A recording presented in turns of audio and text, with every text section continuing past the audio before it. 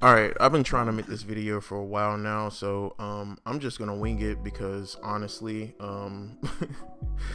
this is getting tiring. I didn't know this was gonna be so tough, guys. But thanks for welcoming me into the community and everything like that. And go ahead and just hit that like button, hit the subscribe button, all that stuff, yada yada yada. You guys know it.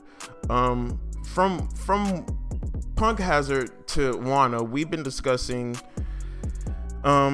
We've seen these two guys in particular like explode, in hockey, the hockey bloom and all that stuff. Like we've seen Rio, we've seen everything. You guys know all that stuff.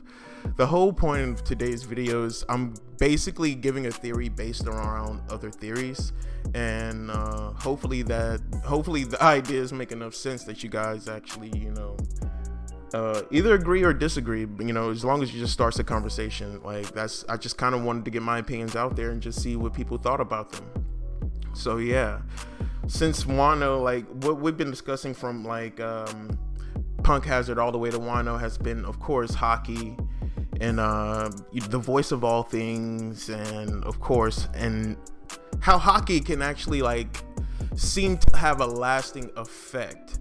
I think this all has a lot to do with the production of Devil Fruits, and I think Conqueror's Haki and the voice of all things were used in the making of Devil Fruits. And even in the simple fact that the defective smile fruits give people an everlasting smile like a D, kind of says something to me. I don't know about you guys, but it's just something that just says a lot to me about how, I don't know, the will of D is somehow within the Devil Fruits themselves. I think that has a lot to do with the lineage factor. I think that has a lot to do with the Ancient Kingdom. Honestly, and yes, that the Ancient Kingdom was they had the ability to create Devil Fruits using the will that they had, the Conqueror's Haki, to take over something else's, to make something fall in order, make something fall in line, or maybe the voice of all things to actually understand it. I think what they were doing was that they took the essence of things and combined them with fruit in order to have a way to genetically digest it and incorporate it into their blood. I know that's a lot, but honestly, that's what I see going on. We know that this is an ancient, powerful kingdom. We know for a fact that they created the ancient weapons. We know that Pluton is a ship. We know that Shirahoshi is a living being, but that she's an ancient weapon. I think it's a genetic thing that's passed down for her. I think that for her, what it is that the ancestor at the Ancient Kingdom 900 years ago, during the Void Century, when the ancient weapons were made, I think something was done to her DNA. Well, at least the ancestor's DNA. And that passed on to the time of, which is why we all know, a lot of us have speculated that that's why Roger knew that it wasn't the proper time for him yet. We knew that it wasn't the proper time because Shirahoshi hadn't been born yet. And we all know that Pluton is a battleship capable of knocking and destroying an island with one beam, with one blast. And so with that being said, I'm even speculating the point to where I think the knock-up stream and Pluton have something to do with each other. Or Emu, whatever you call them, whatever you call this person, I think they were the ones who started. I think the moon theory has a lot to do with it, the 8 moon theories. And I think it plays a lot into the Ancient Kingdom because these races were coming down from other planets or other moons or natural satellites of this Earth, this blue planet, this blue star. I think that a lot of that was going on, and the last to show up were the people who became the Celestial Dragons. I think they use the fact that the D's were creating devil fruits and changing their body, changing their anatomy for whatever purpose that they were doing it.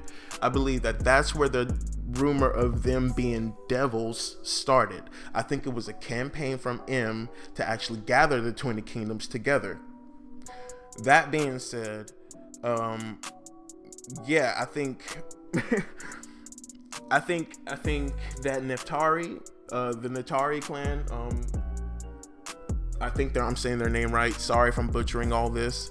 I'm really just trying to get this video out and just put it out into the world. I think they were the ones who stood in the way, like Garp. There wasn't a world government yet. There wasn't a Marines for a Garp-like figure to step up in the time of the Ancient Kingdom. And the reason I think the Neftari was the Garp of that era, because just like Garp, knowing the truth about everything that the world government is complete and total BS, he still stays there to try to work out his justice from within the organization. I think that's what the Neftari clan was doing back in then.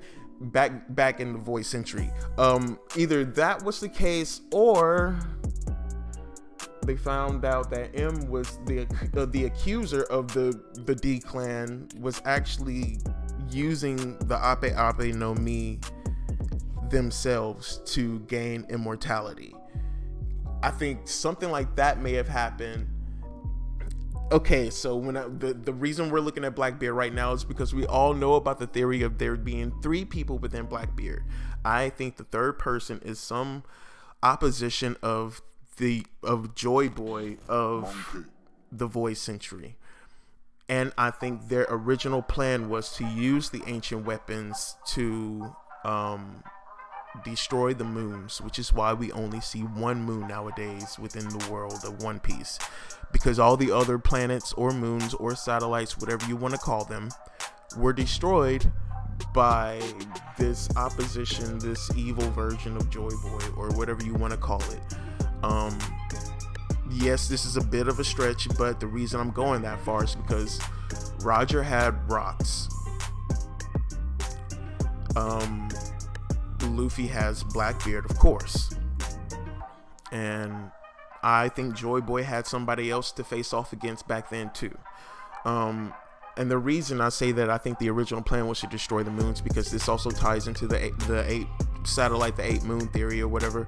The simple fact that his Jolly Roger is 3 skulls leads to the 3 people in his body, but the skull and the skulls, the crossbones, the bones intersecting align with the moons, the satellites or whatever, and how they're placed around like the Kazuki family crest. Things like that. Those kind of things are the things. That's why I think the original plan was to destroy the moons, and the counter effect with that was creating the Grand Line. Like, it somehow messed up the entire planet and created the new world, rather, not the Grand Line, but the new world. Maybe it has something to do with the Grand Line too, but yeah, that's what I think. I think this person somehow hid their essence within devil fruits, and it passed on, and somehow Rox got their hands on it. Rox was able to train and grow with this other subconscious within his body. During God Valley, he gets injured bad enough to die, but he doesn't die and escapes and gets placed inside the body. He escapes to the north. This is how it plays out in my head, okay? He escapes to the north, where he then goes on to get his consciousness, his factor and stuff. Has a lot to do. In the next video, I'm definitely going to discuss Vegapunk and why I think Vegapunk plays such an important role in the world of One Piece. It definitely has to do with the studying of dragons, the recreation of Kaido's devil fruit for Momo to have, and yeah, I think that plays a lot into it, man. Like, I think Shanks plays a lot into this, way more than we think, but that's a theory for another day. And Yeah, so long story short, oh yeah, oh, I forgot. Okay, this is why I think, okay, this is what I think happened back in the void century 900 years ago, at the start of the void century, the missing 100 years. I think that the D clan started using, and this is why I think Zoans are also the ones that we see getting used the most in the replication, or at least the creation of smiles. And and the reason I even think they're called smiles is because they're not called, they're imperfections of the devil fruit, and so they're not smiles. They're not glads yet. They're smiles. There's a whole little funny like pun in my head about that. I don't know. They're not yet. Yeah. There's a little funny joke in my head about how like you got Mads, and Mads went on to create Sad. At least a fraction of Mads went on to create Sad, and from Sad they were supposed to find joy and be glad, but they're not there yet, so all they can do is just smile. And so, and even then, like, glad has a D in it.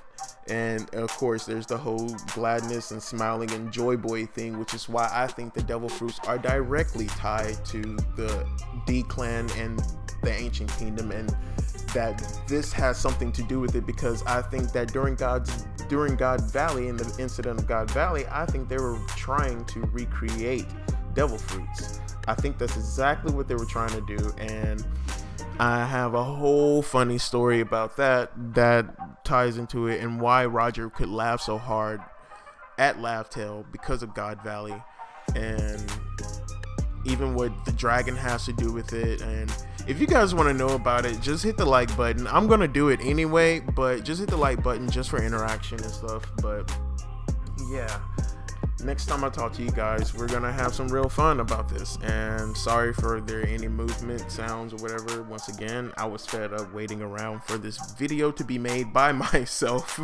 and I wanted to get it put out and placed into the world before anything else could come out or anything like that, just to give a little hype with hope and potential. I don't know, I'm just trying to have fun, man. Anyway, I hope you guys stay safe, stay sane, protect yourselves, wear your mask, wash your hands,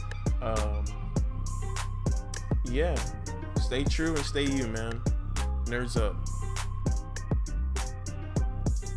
Oh man, I forgot the most important part. The reason I think they even start with Zoans in the first place is because it's easier to take the will of something that's living and place it into it and do everything that you need to do to make a devil fruit, basically.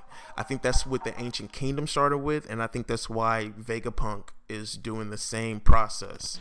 I think that they started off with actual animals that existed within their world at that time, and it built upon that. It went from normal animals, giraffes and stuff like that, maybe even dragons, if dragons were a normal thing for them in their world, which it seems to have been a factor.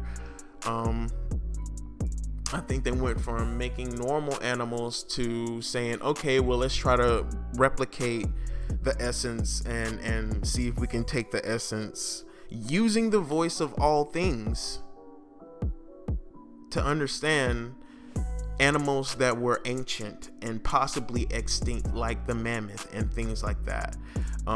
Taking the voice of all things and using their will basically to overcome an animal and take on the essence of it, and place that essence into a fruit digestible. Like I said at the beginning, you heard all that. And so from there you get them going and saying, okay, what about mythical creatures? We know the legend of a phoenix, all these things, and try to actually endue the powers that we know from those things and place it. And then things started getting out of hand, because maybe from there they go on to take in like the essence of like land and earthquakes and darkness. My point, they start taking the essence of nature and breaking that down, and from there they go on and start taking the essence of things that are intangible, or at least things that are tangible but inanimate. You know what word I'm trying to say, bump all that.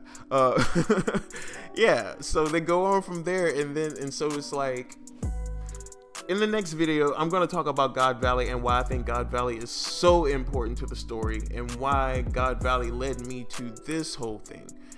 So yeah, again, yeah, Nerds up. Thanks.